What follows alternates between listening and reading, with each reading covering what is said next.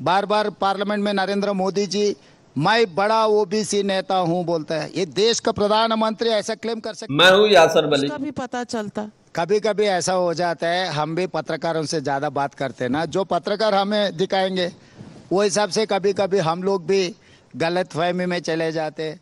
तो और आप देख रहे हैं अपना YouTube channel YS3 news. BJP इतना इन्फ्लुएंस कर दी है कि बीजेपी जो बोल रहा है, वो व्हाट्सएप यूनिवर्सिटी जो बोल रहा है वो ही सही है बोल के ऐसा एक माहौल बना के छोड़ दिए वो चुनाव से।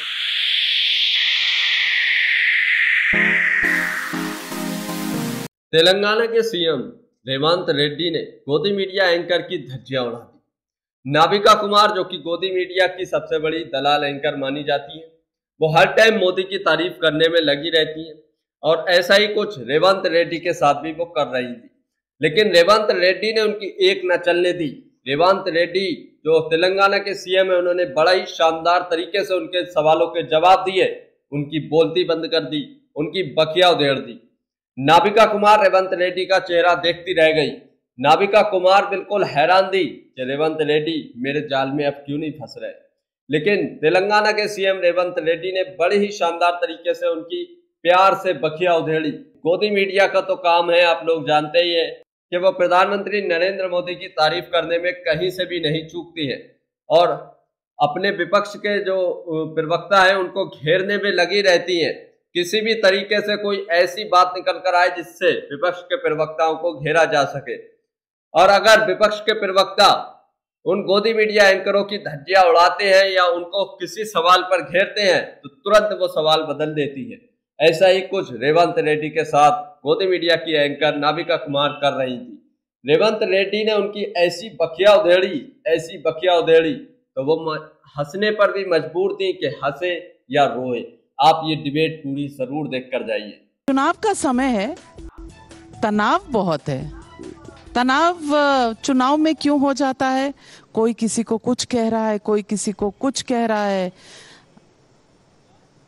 That is game rule. क्योंकि पहले विचारधारा के ऊपर चुनाव होते थे। नरेंद्र मोदी जी आने के बाद जो विचारधारा सबको लोग भूल गए। चुनाव में जीतना है, बस कुछ भी करो, कुछ भी बोलो, कुछ भी वादा करो।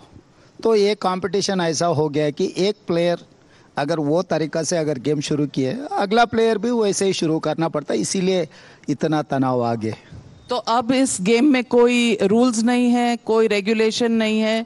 आप ये कहना चाह रहे हैं क्योंकि एक तरफ ओवैसी जी हैं आपके इसी हैदराबाद के, वो कहते हैं आप तो आरएसएस के हैं और केसीआर जी कहते हैं आप चुनाव के बाद यहाँ कांग्रेस छोड़कर 30-40 एमएलए लेकर बीजेपी में चले जाएंगे। आप कहते हैं केसीआर जो है वो बीजेपी के बी टीम है, मिले हुए हैं। ये चल क्या रहा है? कौन कहां पर है? ये तो मुझे अच्छा दिखता है। तेलंगाना में कोई भी राजनीति करना है तो रेवंत का नाम लेना ही लेना। इतना मजबूरी कर दिया मैं ओवैसी को, केसीआर को और बाकी के लोगों को कि बिना रेवंत चुनाव नहीं लड़ सकते। तो मुझे अच्छा लगता है क्योंकि चुनाव से पहले भी ऐसी बड़े बड़े बातें बोले, गलत बातें भी बोले, लोग सब सुनकर लोग जवाब दे दिए इन लोगों को। उसके बाद भी ऐसी झूठा बातों से चुनाव जीतने के लिए कोशिश करे। मगर तेलंगाना के जनता बहुत होशियार है, कौन क्या कर रहा है, कौन किसका इशारा कहाँ चल रहा है, कौन किसके साथ काम कर रहा है। मैं एक सवाल आपसे पूछना चाहता हूँ, दारुस्सलाम ऑफिस कहाँ है आपको पता है? कौन सी असेंबली कॉन्स्टिट्यूंसी? लेकिन सवाल पूछने का काम तो मुझे नहीं, दुनिया को दिखाने के लिए मैं आपसे सवाल कर रहा हूँ। दारुस्सलाम ऑफिस गोशा महल असेंबली कॉन्स्टिट्यूंसी में है। गोशा महल से राजा सिंह एमएलए है जो बीजेपी को हराने के लिए पूरा देश भर घूमने, वो वैसी गोशा महल असेंबली में चुनाव नहीं लड़ रहा। इसका मतलब क्या है? लेकिन कहते तो ये भी हैं कि कांग्रेस पार्टी हैदराबाद में ओवैसी के खिलाफ किसी को नहीं खड़ा कर रही। आप भी मिले हुए हैं कहीं ना कहीं, ताकि बिहार में, उत्तर प्रदेश में कांग्रेस का जो एक वोट बैंक है, माइनॉरिटी वोट बैंक, उसको ओवैसी ना काटे, इसीलिए आप भी मिले हुए हैं। चुनाव नहीं लड़ रहा है बोल के किसने कहा? 25 तारीख तक टाइम है कैंडिडेट्स चुनाव लड़ने के लिए। मुझे छोड़ दो, अगर सचमुच नरेंद्र मोदी जी असदुद्दीन ओवैसी को अगर चुनाव में हराना है तो क्यों वहां पर हिंदुओं को टिकट दिए? इसका मतलब साफ साफ है, वहां पर near about 60% voters are muslims. तो नरेंद्र मोदी जी हिंदू को टिकट देते हुए मुस्लिम पोलराइजेशन कर दे रहा असदुद्दीन ओवैसी चुनाव जीतने के लिए। अगर नरेंद्र मोदी जी असदुद्दीन ओवैसी को चुनाव में हराना है तो बीजेपी से एक मुसलमान कैंडिडेट को खड़ा करके मुसलमान वोटों में भी शेयर कुछ लेकर ये हिंदू वोट भी कंसोलिडेट कर दे को कैंडिडेट को अगर वोट डाले तो तब असदुद्दीन ओवैसी को हरा सकते हैं। साफ आपके आंखों के सामने दिख रहा है हिंदू मुस्लिम डिवीजन। नरेंद्र मोदी जी असदुद्दीन ओवैसी के लिए कोशिश कर रहा है हैदराबाद में। असदुद्दीन ओवैसी पूरा हिंदुस्तान में घूमकर हिंदू पोलराइजेशन करने के लिए कोशिश कर रहे हैं। 80% आप लोग, हम लोग, बहुत सारे लोग हम ये चर्चा कर रहे हैं कि कहीं पर भी असदुद्दीन ओवैसी गए तो मुसलमान वोट काट रहे, इसीलिए कांग्रेस हार जाए, विपक्ष हार जा रहे। वो नहीं है। 80% हिंदू वोटर्स को पोलराइज करने के लिए असदुद्दीन ओवैसी को भारतीय जनता पार्टी, नरेंद्र मोदी जी, अमित भाई ने इस्तेमाल कर रहा है। जहाँ पर भी गया, जहाँ पर भी भाषण दिए, किसके खिलाफ दे रहे, कौन सी विचारधारा के खिलाफ असदुद्दीन ओवैसी लड़ रहा है? इसका मतलब वो 20% पोलराइजेशन इनके तरफ हो जाए, 80% पोलराइजेशन मोदी जी के तरफ हो जाए, तो एक स्ट्रैटेजी प्ले कर लेके ये दोनों चुनाव लड़ रहे हैं। मैं आपसे एक चीज पूछना चाहती हूँ, आप हिंदू हैं कि मुसलमान? क्यों, आपको क्यों वो डाउट क्यों क्योंकि आप कह रहे हैं कि अगर असदुद्दीन ओवैसी के सामने अगर कोई हिंदू लीडर लड़ेगा तो वो जीत नहीं पाएगा, मुस्लिम ही लड़ेगा तो जीत पाएगा।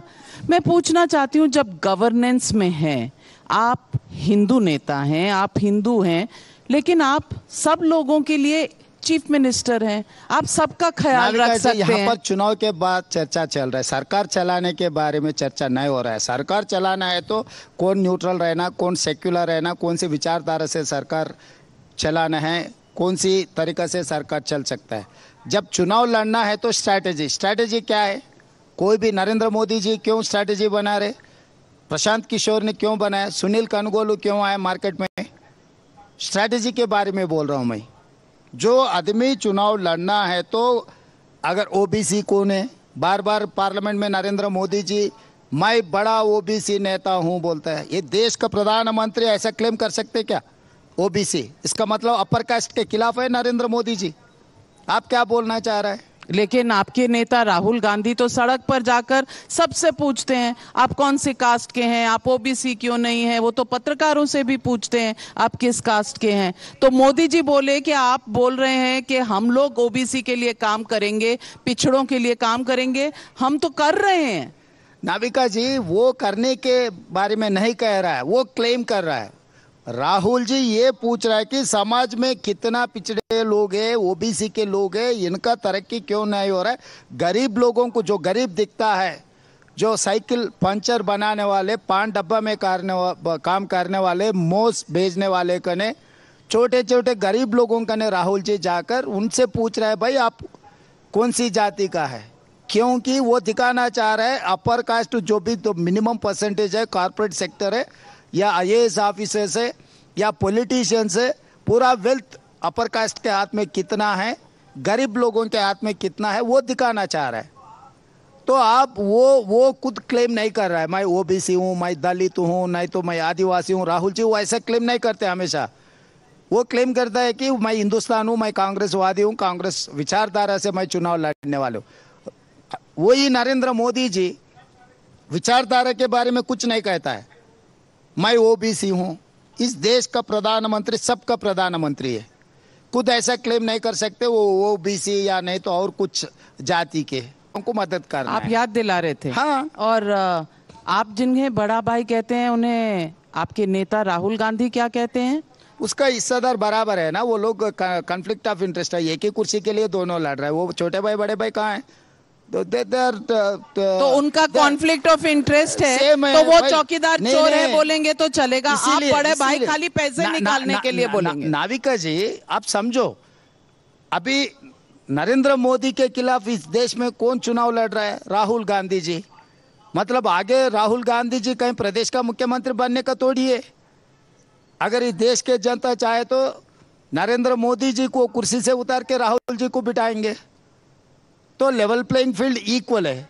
हमारा लेवल प्लेइंग फील्ड अलग है। यहाँ का भारतीय जनता पार्टी के कोई अध्यक्ष होगा, किशन रेड्डी जी या चंद्रशेखर राव जी। हमारा लेवल प्लेइंग फील्ड एक जैसा है कि एक मुख्यमंत्री प्रधानमंत्री कुर्सी के बारे में, प्रधानमंत्री के बारे में जो कह सकता है, क्योंकि वो ऑफिशियल प्लेटफॉर्म था, वो पार्टी का प्लेटफॉर्म नहीं है।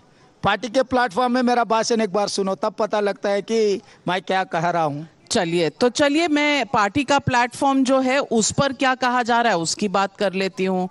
राहुल गांधी कह रहे हैं बीजेपी और नरेंद्र मोदी को 150 सीट से ऊपर नहीं आएंगी। प्रियंका गांधी जी कह रही हैं 180 सीटें आएंगी। सिद्धारमैया जी कह रहे हैं 200 सीटें आएंगी। आप कह रहे हैं 220 से 240 आएंगी। ये कांग्रेस पार्टी वाले आपस में बात नहीं करते हैं क्या? अगर बात करते तो स्ट्रैटेजी आप बोल रहे हो वो भी सेम रहता और इंटरनल जो आपका सर्वे है उसका भी पता चलता। कभी कभी ऐसा हो जाता है, हम भी पत्रकारों से ज़्यादा बात करते हैं ना, जो पत्रकार हमें दिखाएंगे वो हिसाब से कभी कभी हम लोग भी गलत फहमी में चले जाते। तो एक बात प्रियंका जी, राहुल जी, सिद्धारामैया जी एक ही बात कहा, आप कन्वीनियंटली वो भूल जा रहे। ईवीएम नहीं है तो नरेंद्र मोदी जी चुनाव नहीं लड़ सकते। नरेंद्र मोदी जी का भरोसा EVM, ED, income tax, CBI, Adani, Ambani, ये नरेंद्र मोदी जी परिवार है ना, वो परिवार से चुनाव जीतने के लिए कोशिश करिए। परिवार को दूर रख के अगर नरेंद्र मोदी जी भारतीय जनता पार्टी के विचारधारा से अगर चुनाव लड़ेंगे ना, तब पता लगेगा भारतीय जनता पार्टी को कितने सीट मिलने वाले हैं। रेवंत रेड्डी जी, आप तो इसी ईवीएम से जीतकर मुख्यमंत्री बने। अब आपको ईवीएम पर शक होगा तो तेलंगाना की जनता को शक हो जाएगा कि आप कैसे जीते। आपने भी तो ईवीएम फिक्स नहीं किया होगा। 100 सीट मिलने वाले थे, 65 में रुक गए नाविका जी। हम लोग 100 सीट हमको मिलना था, हमको भरोसा था, उम्मीद था 100 सीट मिलने का।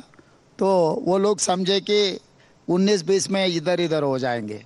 इसीलिए प्रदेश में जो ईवीएम मशीन आप जब चाहे तब ऑपरेट कर सकते, it is not automatically operation.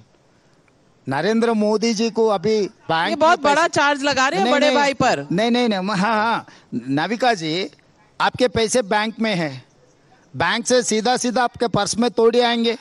आप बैंक जाना, दस्तखत करना, रिसीट देना, चेक देना, फिर पैसे लेना। नरेंद्र मोदी जी को भी जब जब जरूरत है तो तभी ईवीएम को इस्तेमाल करेंगे। हर बार हर छोटे मोटे चीजों के लिए वो इस्तेमाल नहीं करता है। तेलंगाना छोटा मोटा राज्य है। हाँ, उनके लिए तो छोटा ही है ना। एक प्रधानमंत्री को एक प्रदेश छोटे ही है। आपको लगता है कि प्रधानमंत्री नरेंद्र मोदी चुनाव ऐसे लड़ते हैं जैसे छोटा राज्य है तो ज्यादा मेहनत करने की जरूरत नहीं है? आपको लगता है, क्योंकि आप ही की पार्टी कहती है कि ये हर चुनाव ऐसे लड़ते हैं जैसे कल सुबह जीतना ही है, तो आप दोनों चार्ज कैसे लगा सकते हैं? नहीं, मैं तेलंगाना के हिसाब से बोल रहा हूँ। मैं दूसरे प्रदेशों के बारे में मुझे ज़्यादा जानकारी नहीं है, क्योंकि वो नॉर्थ इंडिया है। नॉर्थ इंडिया में तो हमें कुछ जानकारी नहीं होते, क्योंकि वो लोग अलग देश है। नहीं, अलग देश नहीं है। हम लोगों को अलग देशवासी जैसा देखते वो लोग, इसीलिए। आप अलग देखते हैं। आपने एक बार कहा था, चुनाव के बाद कहा था, मेरा तो यहाँ का तेलंगाना का डीएनए है, बिहार के डीएनए वाले यहाँ क्या कर रहे हैं? हाँ, तो यानी कि हम एक देश से नहीं है। मैं दिल्ली से आई हूँ तो मेरा डीएनए अलग हो गया। हम मजबूर हो गए, क्योंकि आप लोग जितना जबरदस्ती कर रहे हैं हमारे ऊपर। मैं एक सवाल पूछना चाहता हूं आपके माध्यम से मोदी जी, अमित भाई को। भाई प्रधानमंत्री आप ही लिए, प्रेसिडेंट ऑफ इंडिया आप ही लिए, वाइस प्रेसिडेंट ऑफ इंडिया आप ही लिए, स्पीकर आप ही लिए, डिफेंस मिनिस्टर आप ही लिए, होम मिनिस्ट्री आप ही लिए, अर्बन डेवलपमेंट मिनिस्ट्री आप ही लिए, रूरल डेवलपमेंट मिनिस्टर आप ही लिए, सब सारे minister out of finance minister also she is representing Uttar Pradesh as a Rajya Sabha member. Nirmala Sitharaman, she is not representing from South. She is representing from Uttar Pradesh. She was from Karnataka earlier, representing. Andhra से भी था, अभी चला गया. इसीलिए मैं बात कह रहा हूँ ना. इससे पहले कांग्रेस पार्टी जब जब सरकार में थे, प्राइम मिनिस्टर नॉर्थ इंडिया दिए तो president of India south India देते थे. इसीलिए साउथ इंडिया में बहुत सारे प्रेसिडेंट ऑफ इंडियाज है. तो मोदी जी भारतीय जनता पार्टी सरकार चलाना शुरू किए, साउथ का जितने भी फंडामेंटल्स है सब सारे निकाल दिए आप लोग. तो मुर्मू जी, द्रौपदी मुर्मू जी जो एक ऐसे सेगमेंट ऑफ सोसाइटी से आती हैं और ओडिशा से आती हैं, तो ओडिशा का अगर प्रेसिडेंट हो तो साउथ को अच्छा नहीं लगता, आप ये कहना चाह रहे हैं? कहीं से भी रहने दो, हमको कोई बात नहीं है, मगर जो साउथ का 130 पार्लियामेंट सीट्स है, यहाँ से 130 पार्लियामेंट सीट में आप कितने मंत्री दिए? मैं सीधा आपसे सवाल करना चाहता हूं. Telugu speaking MPs are 42. We have got only 1 ministry. Gujarat is having only 26. They have got 7 ministries. Uttar Pradesh is having 62 BJP MPs. They have got 12 ministries. ये क्या? तो आपको लगता है अब बीजेपी जो सत्ता में है, उनके कर्नाटका से बहुत से हैं, क्योंकि कर्नाटका के एमपीज हैं उनके पास. यहाँ से 4 है, क्यों नहीं दिए? राज्यसभा में भी आंध्र प्रदेश से भी राज्यसभा एमपी से. मैं कांग्रेस वाले को नहीं तो और किसी को देने के लिए नहीं कह रहा हूँ, खुद के पार्टी के एमपीज रहा तो भी. तो आप बीजेपी सरकार में क्यों मंत्री नहीं बना रहे? इसका मतलब they are treating south as a second grade citizens, which is not accepting for South people. और आप कह रहे हैं कि नॉर्थ गौमूत्र स्टेट्स हैं. कांग्रेस पार्टी और आपके अलायंस पार्टनर्स तो कहते हैं कि गौमूत्र स्टेट्स में बीजेपी जीतती है, साउथ में नहीं जीत सकती. तो ये भारत के 2 टुकड़े कर कौन रहा है? मोदी जी कर रहा है. कैसे? अभी आंध्र तेलंगाना में क्यों तेलंगाना हम पूछे राज? हर बार आंध्रा के लोग तेलंगाना के ऊपर जबरदस्ती किए. हमारा हक हमको नहीं मिल रहा था, हमारे पैसे, हमारा बजट हमको नहीं मिल रहा था, तो इसीलिए हम लड़के तेलंगाना लिए. आगे ऐसे ही नरेंद्र मोदी जी कहा तो साउथ एंड नॉर्थ कन्फ्रंटेशन हो जाए, क्योंकि आप साउथ को जो मिलना था, जो इससे पहले मिल रहा था, आप ये 10 साल में क्यों नहीं दिए? इसका जवाब दिए तो इसका जवाब ढूंढे तो आपको पता लगेगा कि साउथ को क्या अन्याय हो जा रहा है. तो आप कह रहे हैं वीडियो अच्छी लगती हो तो इसको लाइक करें, पूरी डिबेट जरूर देखकर जाइए. अभी और रेवंत रेड्डी इस गोदी मीडिया की अम्मा को धोने वाले हैं, तो पूरी वीडियो जरूर देखिए. आपके पास एक हिमाचल प्रदेश में सरकार है. सवाल यह है कि ना आप नॉर्थ के रहे ना आप साउथ के रहे. राहुल गांधी अमेठी से, गांधी फैमिली हमेशा जीतती थी, अब अमेठी में कोई जाने को तैयार नहीं है. एक बार चुनाव तो झारखंड भी ले लिया आपको. झारखंड हमारे अलायंस के सरकार है. बिहार में पटचुन तक हमारे अलायंस सरकार थे, तो झारखंड भी आप बीजेपी हिस्सा में डाल दिए. कोalition है. कोalition का मतलब हमारे नहीं है क्या? आप जूनियर पार्टनर है ना? जूनियर भी हो सीनियर भी हो, हम तो पार्टनर है ना सरकार वैसे में. तो आप एमवीए सरकार में एकदम जूनियर मोस्ट पार्टनर थे. टेल एंडर जैसा क्रिकेट टीम में कहते हैं. वो तो सही है, मगर भारतीय जनता पार्टी 2 सीट थे पहले, आपको पता है. 2 में से 1 तेलंगाना से था, 1 गुजरात से. वो भी टीडीपी अलायंस में दिए तो वो 1 सीट भी जीते थे. तो कभी भी नंबर गेम हमेशा ऐसे ही रहता बोल के मत समझो. भारतीय जनता पार्टी को जिस दिन 2 सीट था, 2 एक गुजरात से, दूसरी सीट तेलंगाना से, हनुमकोंडा से, तो वही आदमी को तो 40 साल कुछ क्या उस तरफ जा रही है कि 2 सीट का नाम पर है जंगा रेड्डी. 40 साल उनको कुछ भी कुर्सी नहीं दिए. जिस दिन 2 एमपीस था बीजेपी का, उसमें से 1 तेलंगाना, वो भी जंगा रेड्डी.